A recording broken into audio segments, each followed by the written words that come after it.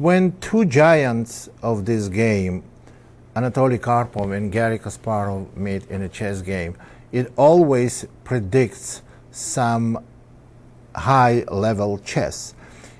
Well, although most of their games ended in a draw, and I think the overall Kasparov has a slight advantage in a score, we have to say even the games that are drawn, they have some contribution, they made some contribution in a modern chess theory. And not too often they have resulting game like one side wins when they play each other in the tournament. Most of the games they are drawn. However, this next game is very, very rare for in the history of the chess, when two giants play and one of them loses in 20-some moves with a white. That's how powerful was Kasparov's opening preparation and how aggressive was his opening play. One little mistake and white was done. Let's go through this game. I remember the game was played in Linares, Spain tournament, very famous tournament in 1993. And I remember when this game was played, whole chess world was talking about this game.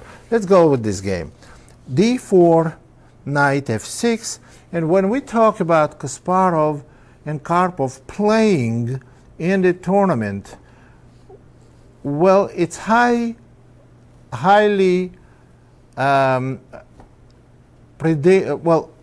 it's highly probable that opening will be Grunfeld defense or King's Indian. Here's the King's Indian played by Kasparov and Karpov's favorite Zemish variation.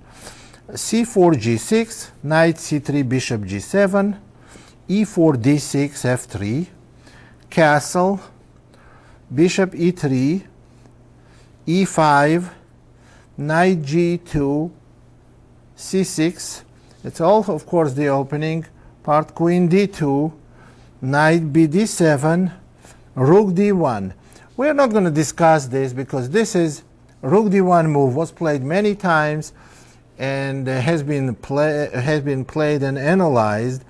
And there is a reason why white does not castle, because black gets kingside attack, queenside attack. So rook d1 move was played before. So a6. And here Karpov made a move that is a very questionable quality move. He played d takes e. Now let me explain you why is this questionable move. Because obviously when you play d takes e, you don't expect your opponent to play d takes e, because then you go c5 and you're going to have some advantage. After knight a4 and knight e to c3, white is going to be a little better. Obviously you expect black to play knight takes c5. But playing, now this is already going to be very sharp. White is behind in development. Even though this is a theory, to play this position against Kasparov, playing of his, this is a tactical genius, plus he has contributed to chess theory of the openings more than any player ever before in history. So when he plays this variation, you must know he knows something, and there is a big danger. That it was a little careless of Karpov going for this variation. D takes e, knight takes e5, b3, and b5. Now, what should white do in this position? If queen takes d6, then queen takes d6, and then rook takes d6 after bc, black is much, much better. White cannot capture because knight takes c4 is very unpleasant. Otherwise, black is threatening knight d3 check, and white is not doing well. So in this position, Karpov played c takes b, and Kasparov played a takes b, queen takes d6. And here is, you cannot say queen takes d6 is a bad move. Maybe white is in trouble after this move. But what is white to do? They are already way behind this development. They went for hold this variation to win a pawn on d6, and if they don't take this pawn, then black may move d5 and get very strong initiative. So queen takes d6 is practically forced.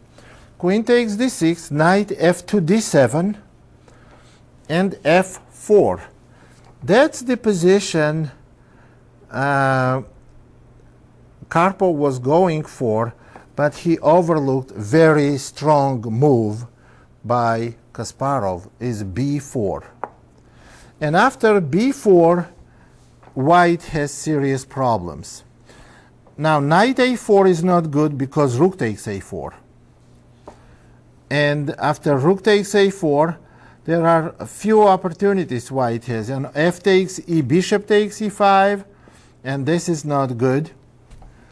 And what else can, if b takes a, then knight c4, also very, very powerful. And after queen d3, knight b2, getting the exchange back and having much, much better position.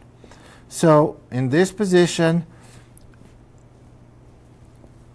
white simply played knight b1. Notice that after f takes e, then b takes c, position is very difficult for white. Bishop takes e5, maybe a next move, or maybe rook takes a2. So white simply played knight b1. Now let's talk about this position. You can see that black is extremely active in this position. You see the a2 weakness. White's king stuck in the center and their pieces are undeveloped. Playing this position against Kasparov is highly hazardous to your chess. So let's see what happened. Knight g4, bishop d4.